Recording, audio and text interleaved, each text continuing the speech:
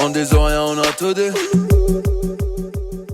Yes, Massif, c'est Spectre qui est FBB pour Parole Inutile. On parle pour ne rien dire, mais en disant rien, on a tout dit. Donc avant même de commencer avec l'interview de Taiji, je tiens à vous dire que désormais j'ai mon émission sur RBR 103.4 FM en Martinique. Vous pouvez l'écouter donc sur 103.4 FM et partout dans le monde, Guadeloupe, France, Amérique, Hawaï, tous côtés, sur le site d'RBR. Donc RBR, la radio, vous tapez sur Google, vous trouvez ça très facilement. Une émission avec Cécile, co-animatrice, big up à elle. Donc n'hésitez pas à écouter ça tous les samedis à midi. On parle de musique, de lifestyle, tout bail, Zoja Connect. Je pense que vous allez apprécier pour ceux qui écoutent un peu la radio. Chat des Chat, ma nouvelle émission sur RBR le samedi à midi. Mais pour l'instant, c'est parti pour l'interview de Taiji. On avait déjà fait l'interview d'LJ. C'était super intéressant. Il y a eu pas mal de retours par rapport à ça.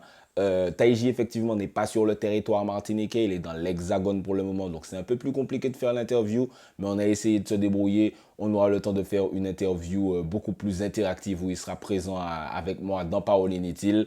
Zodja savent, c'est pas perdu. Mais je me suis dit que ce serait intéressant d'avoir son point de vue par rapport au clash. Tout d'abord, Taiji, ce qu'on voudrait savoir, c'est, selon toi, ton point de vue, quelle est l'origine de ce clash avec LJ? En premier abord, je savais pas ce que c'était. Après, j'ai entendu des oui dire que comme quoi j'aurais commenté une publication faite sur un son à lui, Vous les femmes, et que apparemment j'aurais eu un mauvais point de vue sur le son et que ça lui aurait pas plu. J'ai donné mon avis. Bon, si j'aime pas, je vais pas faire genre j'aime alors que j'aime pas. Donc ouais, j'ai donné mon avis et après bon, ça a peut-être blessé le frère. Ce sont des choses qui arrivent, mais bon, vaut mieux un avis franc qu'un avis hypocrite et voilà quoi. Du coup, suite à ça est sorti le son Je suis Caïn par rapport à ton prénom qui est donc Abel, Taïfin, Je suis Caïn. Quel a été ton ressenti vis-à-vis de ce son quand il est sorti? Est-ce que tu t'es dit vas-y, je vais le démonter ou pas du tout? Honnêtement, quand j'ai entendu le son Je suis Caïn, déjà le titre, au premier abord, je me suis demandé il a fait du catéchisme pendant combien d'années. Parce que bon, le contexte, je suis Caïn, quand on connaît bien le contexte, en fait, on se pose des questions sur la vraie nature du clash, en fait. Donc, après, ouais, ça m'a fait chier, parce que moi, j'avais des trucs en cours, donc forcément, j'avais des trucs plus importants à gérer qu'un clash, tu vois. Donc, voilà, après, ça m'a amusé, parce que bon, voilà, c'est quand même un challenge, et ça faisait quand même longtemps que je m'étais pas amusé comme ça, donc... Alors, au premier abord, ça m'a quand même amusé. Mais ça m'a vite agacé en fait. Les petits trucs sur les réseaux, genre ça fait des petits snaps, des petites stories, tout ça. Voilà quoi. Ensuite, il y a eu le son Boyo Cochon, donc ta réponse qui est sortie quelques jours après. Donc, quelles étaient tes motivations quand tu as sorti ce son? Et surtout, quand tu as rajouté la vidéo polémique du coup de micro qu'LJ prend à Saint-Denis après. Dans quel but as-tu rajouté cette vidéo et as-tu enregistré ce son? En fait, pour te donner mon avis, franchement, j'ai déjà fait énormément de clash dans ma carrière. Et à aucun moment, mon gars, je me suis attaqué aux darons des gens. Tu vois. J'aime bien parler mal, ça c'est sûr, mais les darons restent les darons, tu vois. Et moi, je vois que tu parles mal en fait. Donc, j'ai voulu te rappeler en fait, tout simplement, avec la vidéo, j'ai voulu lui rappeler que le fait de parler mal, voilà ce que ça rapporte en fait, tout simplement. Après, j'étais pas dans un état d'esprit où vas-y, je vais le démonter. Honnêtement, je me suis pas foulé. Pourquoi? Parce que déjà, c'est quelqu'un que je connais depuis de nombreuses années. Donc, je me suis dit, bon, ça va peut-être amuser la galerie de voir une vidéo pareille. Mais voilà quoi, en vrai, mon état d'esprit, c'est que j'avais vraiment d'autres choses à foutre en fait que ça. Tu vois, surtout pour cette raison-là. Tu vois, moi j'estime que mon gars, donner son avis ne devrait pas être interdit. Si j'aime pas, je vais pas te dire que j'aime pour te faire plaisir. Donc, si j'aime pas, j'aime pas. Point barre, c'est comme ça. Donc, moi, ça m'est déjà arrivé que même sur des sons à moi, on me dise ouais, ça plaît pas. Mais en gros, ça plaît pas. Mais voilà, ça plaît pas, ça plaira peut-être à quelqu'un d'autre. En même temps, plaira à tout le monde, c'est plaira à n'importe qui. Et même Gims, il le disait, gros, tu vas pas laisser ton gars sortir du studio et il a pondu une dope et tu lui dis rien. Donc, bon, voilà. Enfin bon, chacun ses raisons de faire des sons.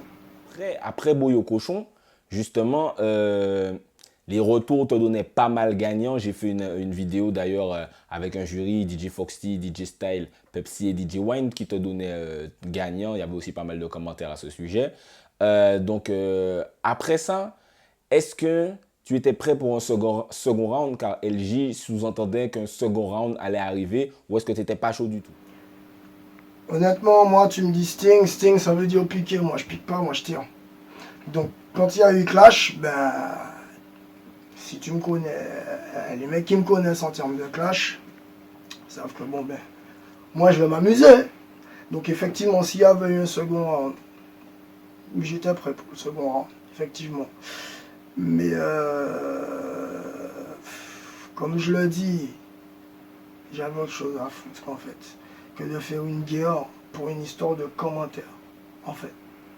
Tout simplement. Donc, en vérité, j'ai plus, même après ce clash, en fait, les gars qui nous connaissent depuis longtemps, ils m'ont cherché à faire une connexion de façon à ce qu'on puisse parler, en fait. Et effectivement, c'est parler. Chacun a vidé son sac. Alors, du coup, il n'y a pas eu de second round. Il y a plutôt le son Rifle qui est sorti, qui est un featuring avec LJ qui a surpris tout le monde quand il est sorti. Quel a été le processus de création de ce son? Le son Rifle, c'était l'idée d'LJ. Et en fait, quand il m'a exposé l'idée, en fait, effectivement, quand on a eu ce clash, ça nous a permis de voir un certain nombre de choses. Lui, ça lui a apporté certaines réponses, je dirais, face à certaines personnes qui pensaient que, bon, voilà. Mais comme je lui disais, si tu me clashes, mon gars, faut clasher tout le monde, en fait. Parce qu'il n'y a pas que moi qui avait cet avis-là, en fait, en vérité. Donc, si tu veux, le son Rifle, c'était un peu pour faire une mise au point des choses. Donc, lui, il a fait sa mise au point de son côté, je dirais, sur son couplet. Et moi, j'ai fait la mienne sur mon couplet. De toute façon, je pense que les gens qui ont véritablement écouté le son, parce que dans un clash, le plus important, c'est le lyrics. Et s'ils ont véritablement écouté le son qu'on a fait ensemble, ils vont se rendre compte qu'on a véritablement expliqué la situation. Donc en aucun cas, on pourrait prendre ça pour du fake. Parce on est resté appuyé sur les facteurs, on a vraiment décrit ce qui s'est passé en fait. En faisant un son, en se calant sur un refrain, et voilà. Parce qu'effectivement, on a tous les deux posé nos couilles sur la table. Ça aurait pu se faire à bataille interposée, ça s'arrête pas. Lui, il a eu 1000 km, moi je suis là, ça s'envoie des pics, pas, ça s'arrête pas, au final, on parle pas. Au final, on a discuté comme des gars, comme on aurait dû le faire en fait depuis le départ. Donc voilà. Sachant que moi, je te considère un peu comme le warlord en Martinique après les différents clashs que tu as vécu. Maintenant que tu as un peu pris de l'âge, nous avons commencé à vinifier, hein, quel est ton point de vue vis-à-vis des clashs dans le game, que ce soit dancehall, le rap, etc. Qu'est-ce que tu penses de ça? Ah mon gars, moi, je suis favorable au clash. Hein. Le clash, ça fait partie du dancehall. Mon gars, quand t'as un truc à dire, tu clashes. Moi, ça me dérange pas en soi qu'il m'ait clashé. C'est pas ce qui me dérange. En fait, c'est tout le cinéma qu'il y avait autour, en fait, sur les réseaux sociaux, tout ça, en fait. Quand tu lâches un clash, mon gars, tu lâches un clash. Bah, tu dis pas, tu lâches un clash. Tu lâches ton clash. Bah. Et voilà, ça fait l'effet que ça devrait avoir. Parce qu'on te dit quoi? Homme surprend battu. Donc tu t'attends pas à être clashé, en fait. Tu vois. Après, pour dire vrai, effectivement, le clash, ça fait partie du dancehall. Le Sting, c'est un événement où tu peux voir des artistes se clasher en live, c'est intéressant, mais c'est également un événement où tu peux écouter du son aussi, voir des artistes qui se produisent en live pour donner du son aussi, tu vois. Et pour reprendre cette culture-là, la culture du clash, tout ça, ouais, c'est un truc qui correspond au dancehall, ça anime le game. C'est toujours comique d'entendre deux artistes se clasher parce qu'en fait, tu te dis quoi? Tu vas chercher à analyser les lyrics de chacun pour savoir un petit peu les stories, tout ça. Ouais, est-ce qu'il va donner un indice? Ah ouais, il va lâcher un truc. Ouais, c'est toujours intéressant d'écouter les clashs. Moi, j'aime bien écouter les clashs. Ouais, je kiffe ça, les clashs américains, tout ça, c'est lourd.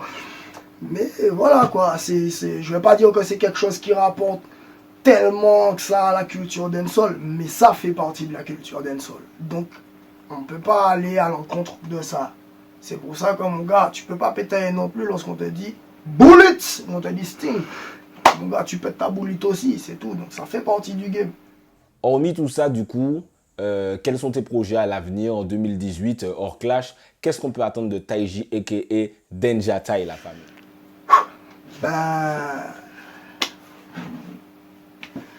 un petit peu le voir là, on est au charbon. Là, on va dire que il y a un projet qui arrive au mois de mars. J'aime pas annoncer de date. C'est mieux, j'annonce pas de date. D'ailleurs, je l'ai présenté ce projet pendant un certain nombre de temps à la radio. C'est le BTS. Ça arrive bientôt. 100% club. Et ainsi de suite. Il y a des projets qui arrivent encore et encore et encore et encore. En ce moment, je pense que tu as dû voir, je fais énormément de directs où je montre un petit peu ce que je fais en studio. Je laisse pas les vidéos, pardon, pour ne pas que les gens ils aient pas. J'en laisse de temps en temps quand le rythme il tombe déjà, c'est une phase B, c'est pas un truc à nous, on s'en fout. Et quand c'est à nous, voilà, on coffre, on montre qu'on bosse, tout ça, mais vous inquiétez pas, il y a des trucs qui arrivent au calme. Il y a des clips qui arrivent également. Du tout chaud, pas de réchauffé, ben, les clashs. C'est sympa, mais c'est pour un temps, quoi. Yes, I. Catch Rider. Voilà, c'était pour l'interview de Taiji par rapport à son clash avec LG, une interview un peu spéciale. On aura le temps de faire, comme je disais, une interview. Taiji sera présent sur le terre-terre avec nous. En attendant, on vous laisse un petit extrait d'un son qui va arriver de lui. Je joue dans ta chatte comme à la PS4. Le boule à Natacha mérite qu'une escale. Ma politique c'est la baise à la DSK. Rap sur de la table, lâche pas le cap. Élimine chaque petit PD en cavalcade. Il y a beaucoup de choses qui sont en stock et qui vont arriver l'une après l'autre. Donc, vous inquiétez pas. Continuez à suivre Taiji. Continuez à suivre LG. Continuez aussi à suivre Powerline, à vous abonner à ma page YouTube, Specta Seiso, à me suivre sur Snapchat. Sur Instagram, on a enfin dépassé les 1000. Gros big up Bazot. Et je vous rappelle, mon émission radio, désormais sur RBR, tous les samedis à midi. N'hésitez pas à écouter ça avec Cécile, donc sur RBR 103.4 FM en Martinique ou sur le site d'RBR La Radio. Très facile à trouver sur Google. Zodja savent, big up Bazot. C'était Specta aka FBaby pour Powerline. On parle pour ne rien dire. En disant rien, on a tout dit. On des oreilles, on a tout dit.